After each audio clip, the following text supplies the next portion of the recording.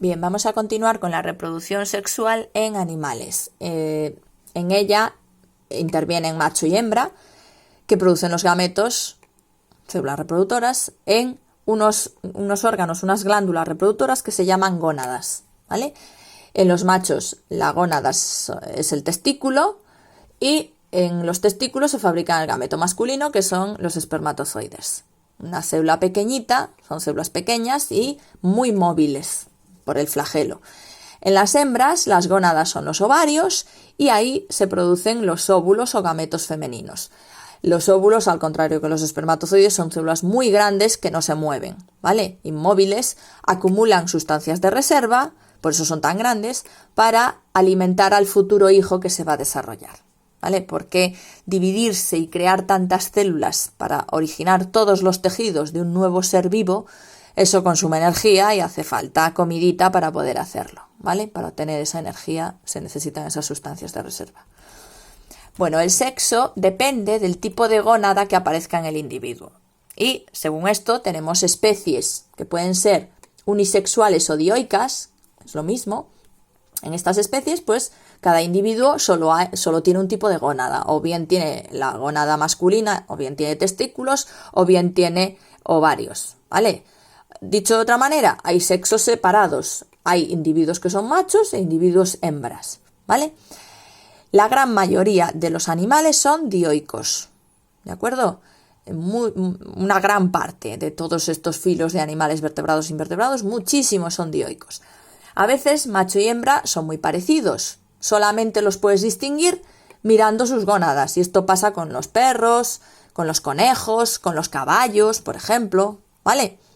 Otras veces el macho y la hembra son distintos en tamaño, forma, color, caracteres especiales, y en ese caso se dice que tenemos dimorfismo sexual. A veces el dimorfismo sexual pues es muy acusado, como por ejemplo el pavo real. En las aves el dimorfismo sexual es muy, muy grande, ¿vale? No se parecen nada el macho y la hembra, esto ya lo vimos en clase.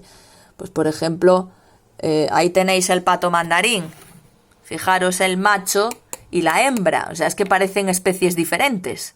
Pues no, son la misma especie, ¿vale? Esto ya es un dimorfismo sexual extremo, ¿de acuerdo? Los pavos reales también, este es el faisán, los faisanes también, este es el macho y esta es la hembra, tampoco se parecen en nada, ¿vale?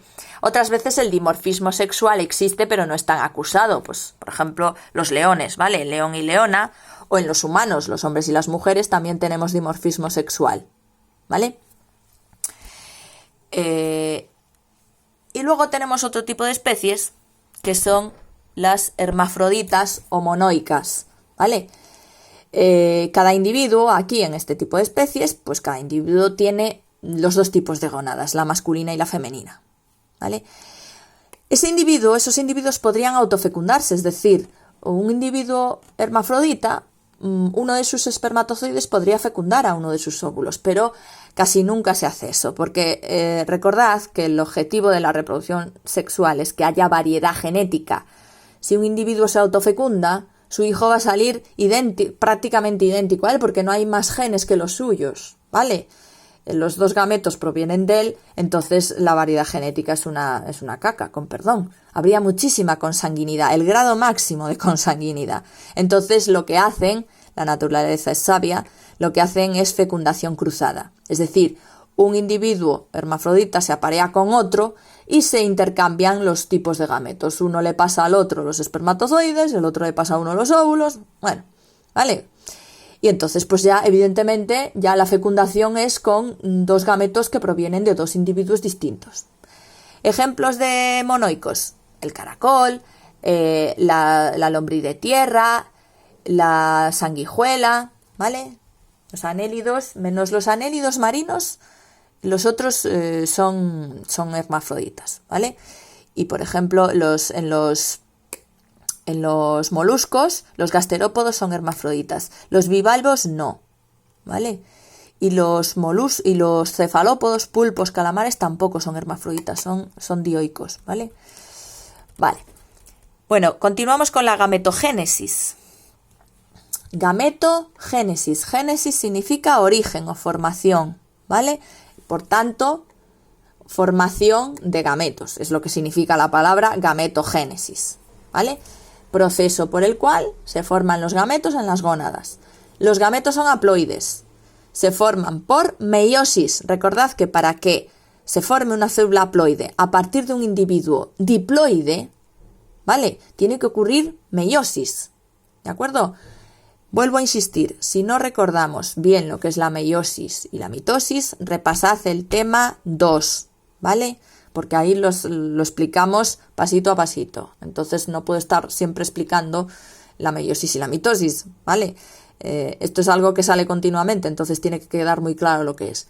Bueno, pues los gametos son haploides, se forman por esta división, por meiosis, a partir de células diploides que están en las gónadas, que se llaman células germinales, ¿vale? La gametogénesis femenina, en particular, porque claro, tenemos gametogénesis femenina y gametogénesis masculina, hay que formar los dos tipos de gametos, ¿vale? Bueno, pues la femenina, que se llama también ovogénesis u oogénesis, se comienza a hacer cuando todavía somos un embrión, ¿vale? Un embrión femenino, que va a ser una niña, en nuestro caso, ¿vale? Pues cuando todavía somos un embrión empieza la gametogénesis femenina, ¿vale? Sin embargo, la masculina empieza en la pubertad, es más tardía. Los procesos son parecidos, pero hay algunas diferencias. La gametogénesis femenina se llama ovogénesis u oogénesis, es lo mismo, y la masculina se llama espermatogénesis. Bueno, pues vamos a empezar con la femenina. Tiene varias fases: multiplicación, crecimiento y maduración.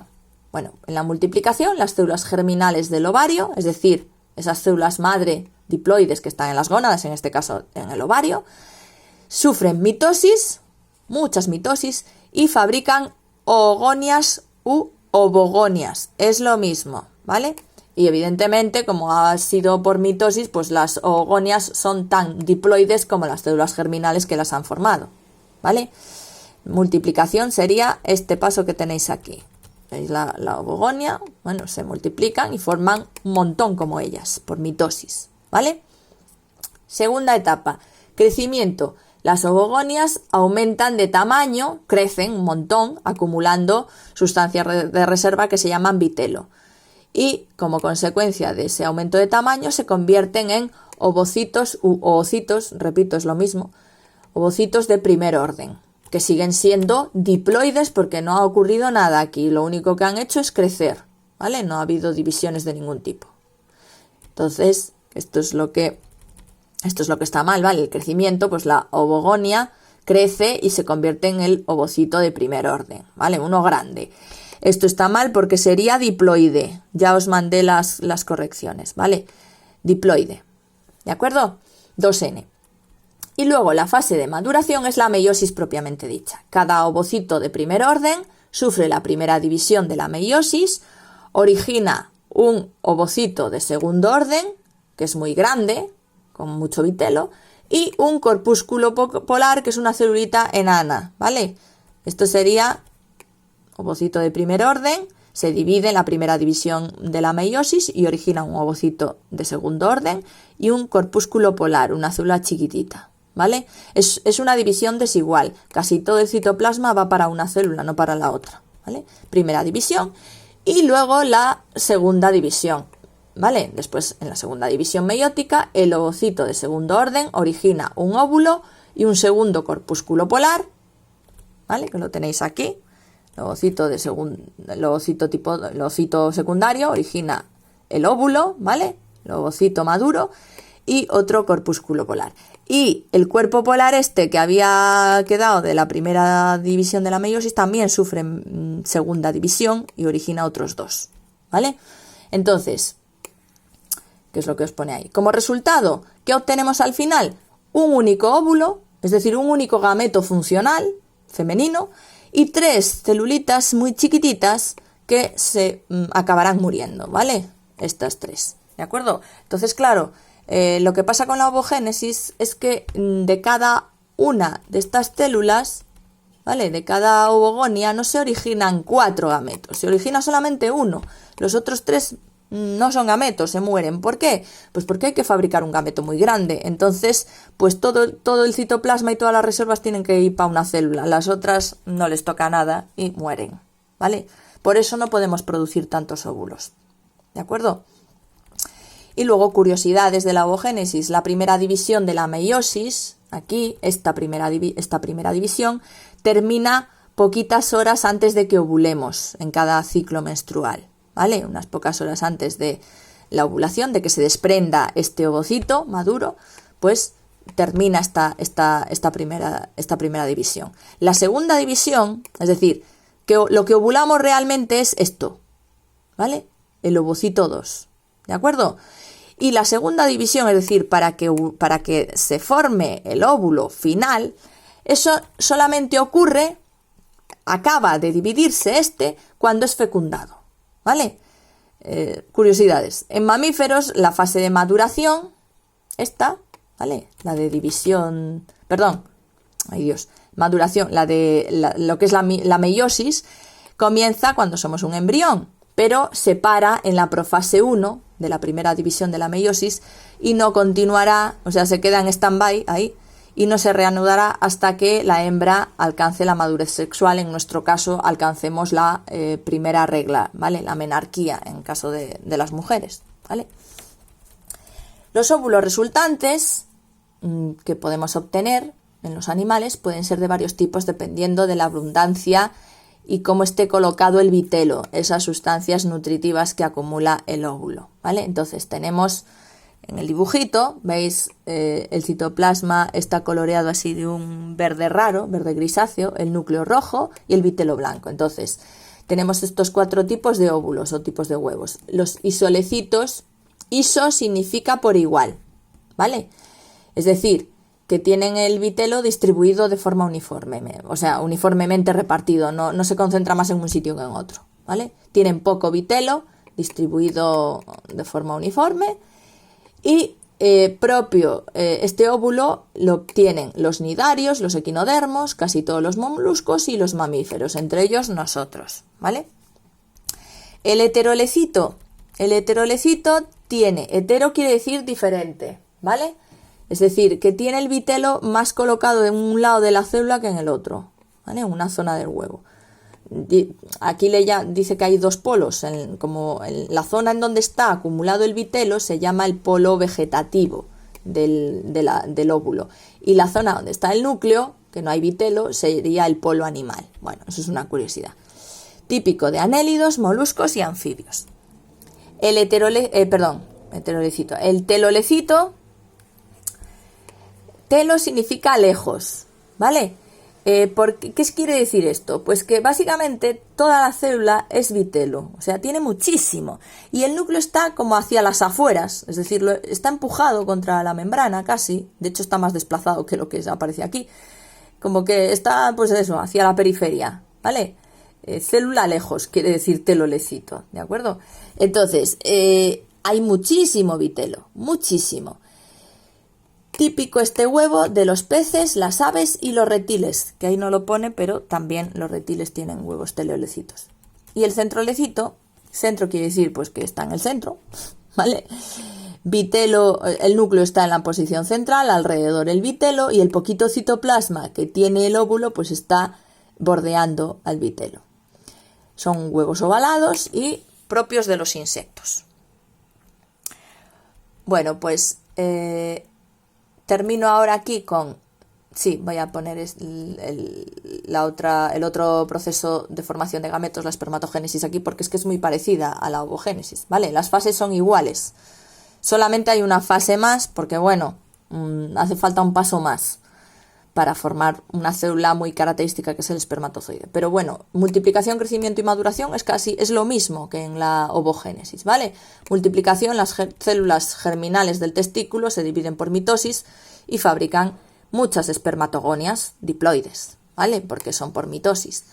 Crecimiento, pues las espermatogonias aumentan de tamaño y se convierten en espermatocitos primarios o de primer orden, que siguen siendo diploides, ¿vale? Que esto, ahí está, crecen Esto está mal, ¿eh? Este que señalan aquí sigue siendo un espermatocito primario, no secundario. ¿De acuerdo? Esto ya lo dije que lo corrigiéramos. Espermatocito primario y sería diploide también. ¿Vale? ¿De acuerdo? Es una errata del dibujo. Crecimiento, maduración. Los espermatocitos primarios o de primer orden sufren la primera división de la meiosis. Originan dos espermatocitos de segundo orden que ya son haploides. ¿Vale? Es decir, eso sería... esto sería la primera división meiótica, ¿vale? Entonces, estos serían los espermatocitos de segundo orden. No aquí, son estos, ¿vale? Y ya son, estos sí que son haploides, ¿vale? Porque ya han sufrido la primera meiosis. Y luego cada uno de ellos sufre la segunda división meiótica de la meiosis y forma, pues, cada uno 2. Al total, 4 espermátidas que siguen siendo haploides, evidentemente, ¿vale? Y luego queda la última etapa, que es propia de la espermatogénesis, que es la espermiogénesis, la transformación de espermátidas en los espermatozoides. Para eso sufren una diferenciación. La célula se alarga, pierde un montón de citoplasma, porque no le hace falta, ¿vale? Se queda convertido el núcleo rodeado por muy poquito citoplasma, les crece el flagelo, ¿vale? Es la última etapa de diferenciación, la espermiogénesis. Bueno, y con esto hemos terminado la formación de gametos, y una vez que tenemos los gametos formados, pues en el vídeo siguiente explicaré qué ocurre con ellos.